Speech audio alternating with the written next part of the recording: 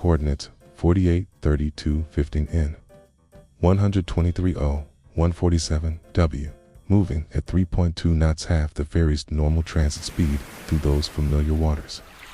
Coast Guard Petty Officer Jennifer Walsh coordinated the initial search from MH-65 Dolphin helicopter 6,508. The ferry should have been plainly visible from 2,000 feet, Walsh later testified.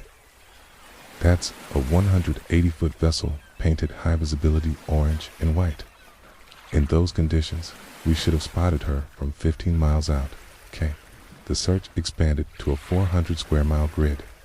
Sonar sweeps, underwater ROVs, dive teams, nothing.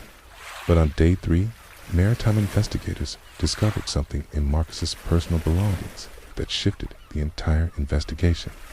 Hidden in Marcus's shoreside locker, $47,000 in cash. It's bundled with a handwritten note that read, "Seraph, something happens. The money is clean." I had to make a choice. The bills were sequential hundreds, printed in 2019 crisp, like they'd come straight from a bank. Ferry system GPS logs revealed Marcus had deviated from standard route 427 twice in the previous month. Both times, he'd made unscheduled stops at coordinates that placed the Northern Promise directly above underwater terrain features called Deadman-S shelves, a series of underwater plateaus where depths drop from 60 feet to over 400 feet within a boat length. Marine electronics expert Dr. Raymond Castillo analyzed the ferry's black box data. "The engine logs show something extraordinary," Castillo explained. At 6:52 a.m., 5 minutes after Marcus's final radio call, the engines were deliberately shifted into reverse thrust for 43 seconds. That's not a navigation maneuver. That's someone intentionally stopping forward momentum. Then investigators found the insurance policies. Marcus had quietly increased his life insurance coverage from $100,000 to $750,000 just 6 months before his disappearance. The beneficiary, not his wife, Sarah, but his estranged daughter, Kelly, from his first marriage, a daughter who'd been cut off from the family for 3 years after a bitter dispute over her drug addiction. Marcus never mentioned changing the policy, Sarah Henley told detectives. Kelly hadn't spoken to him since 2016. She'd threatened him before, said she'd get what was rightfully hers, one way or another. Underwater salvage expert Captain Dale Morrison made the discovery that changed everything while reviewing commercial fishing sonar logs from October 2019. He found an anomaly at 7:23 a.m. on October 12th. A seiner named Pacific Dawn recorded a massive sonar signature at coordinates 483152N, 123.215W. That signature showed a large vessel in controlled descent not sinking, but being deliberately lowered. The revelation was staggering. Marcus hadn't been the victim of an accident or even foul play. The evidence suggested he had deliberately scuttled his own ferry. But maritime engineering professor Dr. Lisa Chin raised a chilling question. A ferry doesn't just sink on command. Someone would need intimate knowledge of the vessel's ballast systems, bilge, pump overrides, and emergency protocols. This wasn't impulse. This was planned. Phone records revealed Marcus had made 17 calls to a maritime salvage company in Anacortes during the month before his disappearance. The calls weren't about standard ferry maintenance. According to company logs, Marcus had been asking detailed questions about controlled flooding scenarios and emergency ballast procedures for large passenger vessels. Wait. What? Marcus Henley, a decorated ferry captain with an impeccable safety record, had been planning to sink his own vessel. But why would he research controlled flooding techniques for a ferry he could have simply abandoned? In August 2022, commercial dive team Poseidon Marine located the Northern Promise using deep-water ROV technology. The ferry sat upright on the seafloor at 182 feet, exactly where sonar analysis predicted. But the condition of the vessel revealed the devastating truth. Lead diver Mike Torino made the grisly discovery. The pilot house emergency exit had been cut open from the inside using a plasma torch. Its cut pattern showed someone had methodically removed the escape hatch while the ferry was flooding.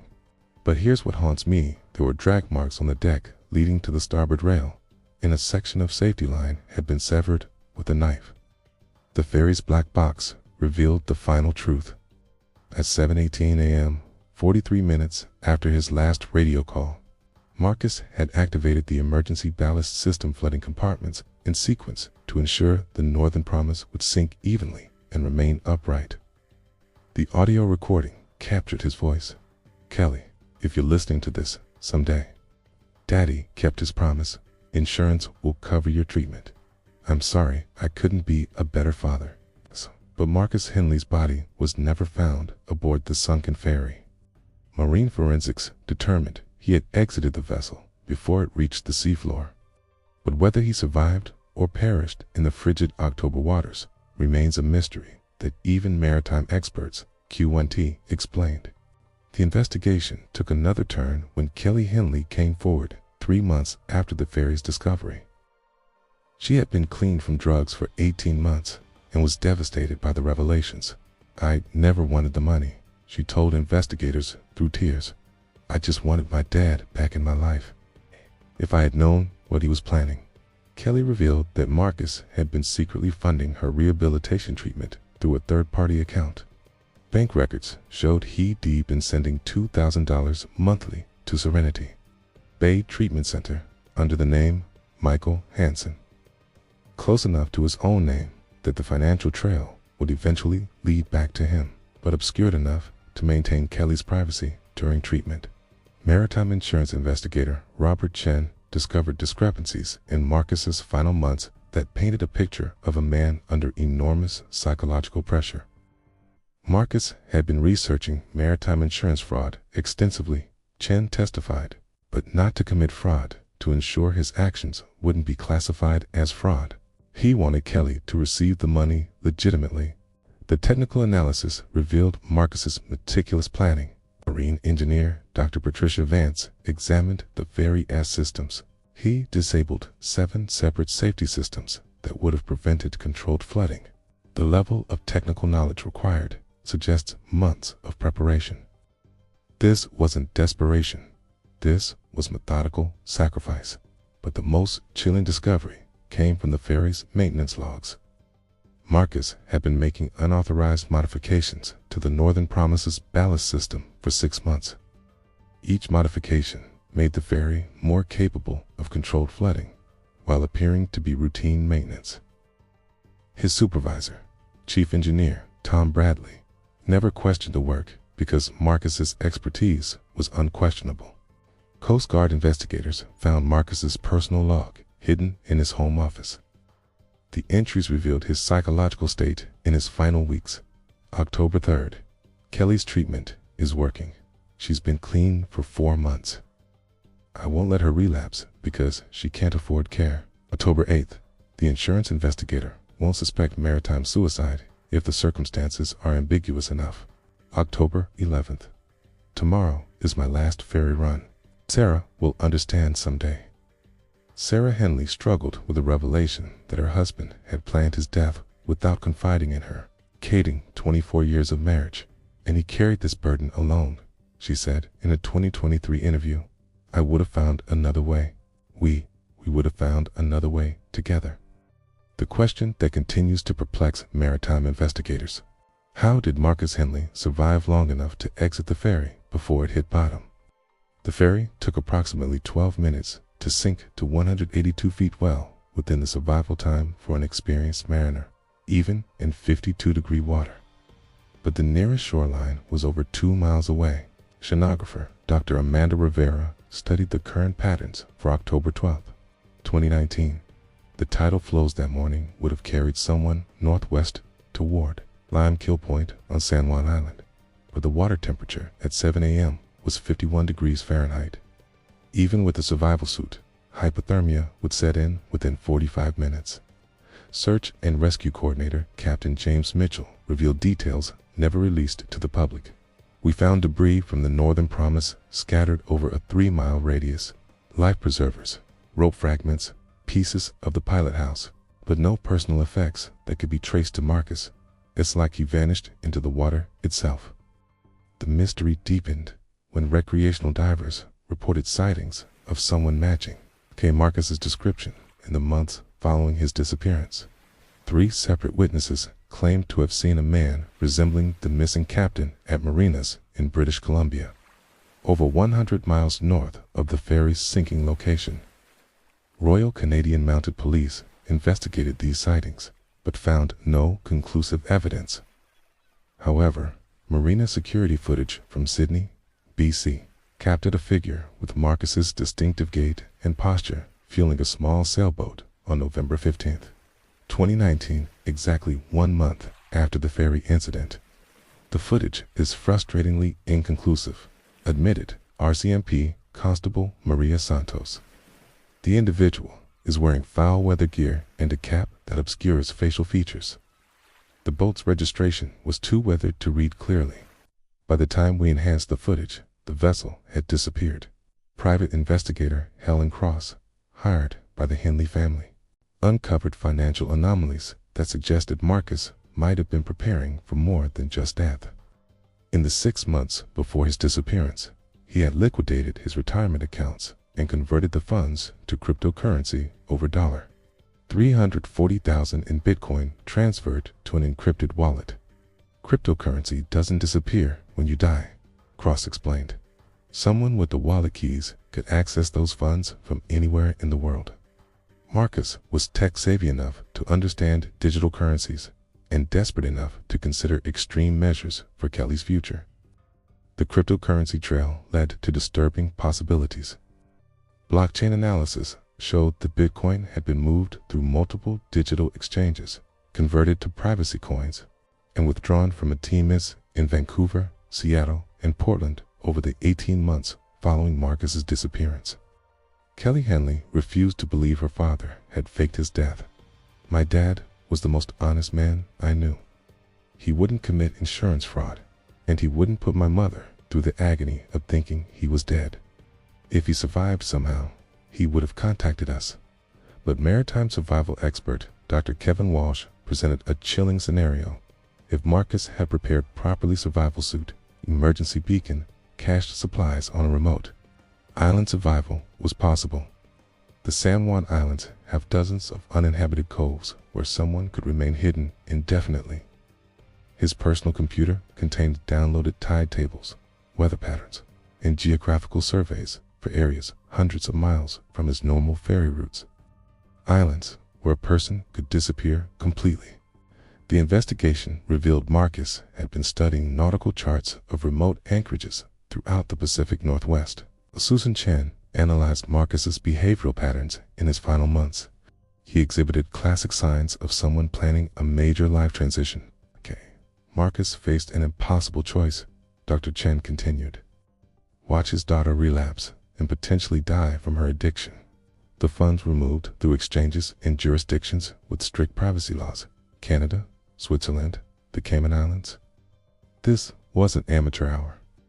His browser history showed searches for untraceable Bitcoin transactions, offshore cryptocurrency exchanges, and digital identity protection, or violate every professional and personal principle he held sacred. The evidence suggests he chose a third option, one that required the ultimate sacrifice of his identity. Expert Professor Gerald Kim. Marcus had installed unauthorized software on the Ferry's navigation system, a program designed to create false GPS tracks. On October 12th, the ferry's apparent location and its actual position could have diverged by several miles. Enhanced facial recognition analysis of the Sydney, BC footage yielded a 73% probability match with Marcus Henley, the highest confidence level achieved in the investigation. Hidden in the data was a series of encrypted text messages exchanged with an unknown number in the weeks before his disappearance.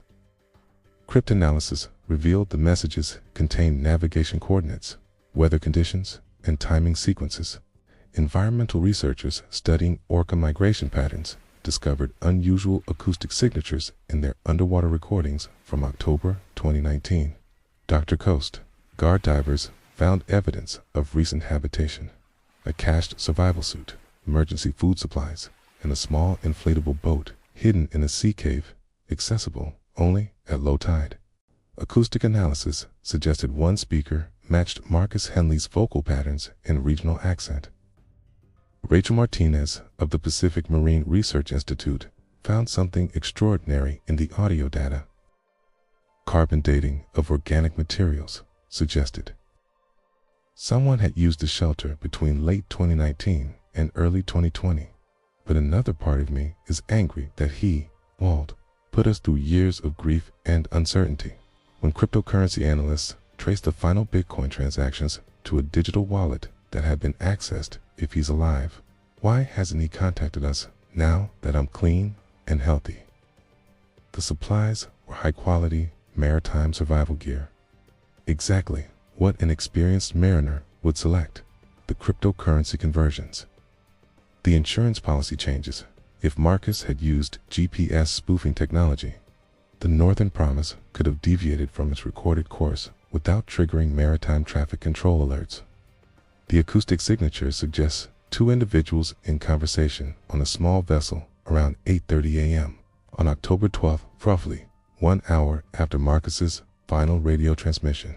He could have rendezvoused with another vessel, transferred to it, and continued to a predetermined hiding location while the ferry completed its programmed sinking sequence. The ballast sequence Marcus programmed would have created a controlled descent that maximized his escape window while ensuring the vessel reached the seafloor intact. Engine analysis showed Marcus had positioned the ferry over an underwater canyon system where currents would disperse any debris field. The location was precisely calculated to prevent easy discovery while remaining accessible to future salvage operations. This wasn't suicide. This was staged disappearance. The technical modifications to the ferry deeds weren't impulsive decisions. This was methodical preparation for something much more complex than suicide. But he also knew they would find evidence of his apparent death without finding his body. The perfect ambiguity to ensure Kelly received the insurance payout while leaving open the possibility of his survival.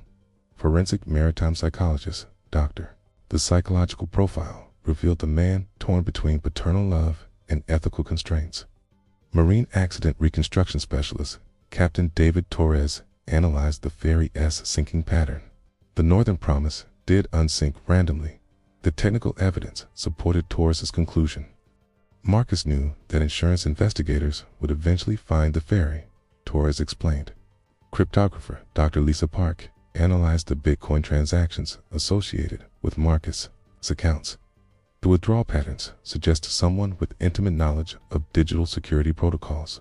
Cryptocurrency analysis revealed Marcus had been studying digital anonymity techniques for over a year before his disappearance. But the most compelling evidence came from maritime technology. The implications were staggering. In March 2024, a breakthrough came from an unexpected source. We recorded what appeared to be human voices approximately 3 miles northwest of the ferry's last known position, Tata Martinez explained. The audio enhancement revealed fragments of conversation that included references to successful transfer and Vancouver pickup, while the voices couldn't be definitively identified. This discovery prompted investigators to re-examine surveillance footage from marinas throughout British Columbia. Private investigator Helen Cross uncovered the final piece of the puzzle while reviewing Marcus's phone records. The coordinates led to a remote anchorage on Stewart Island, a location Marcus could have reached from the ferry's sinking site within the survival window. The cache had been disturbed within the past 5 years, reported Coast Guard investigator Lieutenant Sarah Kim. Kelly Henley's reaction to these discoveries was complex. Part of me hopes my father survived and is living somewhere peacefully. The investigation's most recent development came in June 2024 from an IP address in the remote coastal town of Telegraph Cove, British Columbia. The wallet contained over $400,000 in various cryptocurrencies, money that could sustain someone living off-grid for decades. If Marcus staged his death, Marcus's apparent ability to modify ferry systems, spoof GPS tracking, and stage a controlled Sinking has prompted comprehensive reviews of vessel security protocols throughout the Pacific Northwest ferry system. No single individual now has access to all the technical systems that would enable such deception. Her father's legacy is complicated. Whether he's dead or alive, he gave me the chance to rebuild my life. But the cost to him, to my mother, to everyone who searched for him was too high. But sometimes those secrets choose to keep themselves. I wish he had trusted us enough to find another way. During a storm, his final radio message will haunt you. He accomplished the perfect "what would you do" in his situation. The Northern Promise incident has become a cautionary tale about the dangerous intersection of family desperation and professional expertise. Disappearance one that ensured his daughter's financial security, while leaving him free to vanish into the vast archipelago of islands and inlets where a person could disappear forever. The case of Marcus Henley and the Northern Promise remains officially unsolved. But the evidence paints a picture of maritime deception unprecedented in Pacific Northwest waters. The broader implications for maritime security are profound. But questions remain that may never be answered. The case has become a template for understanding how intimate knowledge of marine systems can be weaponized for deception, and how the line between sacrifice and fraud becomes tragically blurred when family desperation meets professional capability. If Marcus Henley survived, where is he now? The man who devoted his career to safely transporting passengers across treacherous waters may have used that same expertise to vanish into those waters completely. Maritime investigators continue to monitor digital transactions, coastal sightings, and acoustic anomalies throughout the Pacific Northwest. For Kelly Henley, now 5 years clean and working as a addiction counselor, the search for Marcus Henley officially ended in 2023. But maritime authorities throughout the Pacific Northwest continue to investigate similar cases where experienced mariners disappear under suspicious circumstances. The ocean keeps its secrets, reflects Coast Guard Captain Jennifer Walsh. Subscribe for more maritime mysteries.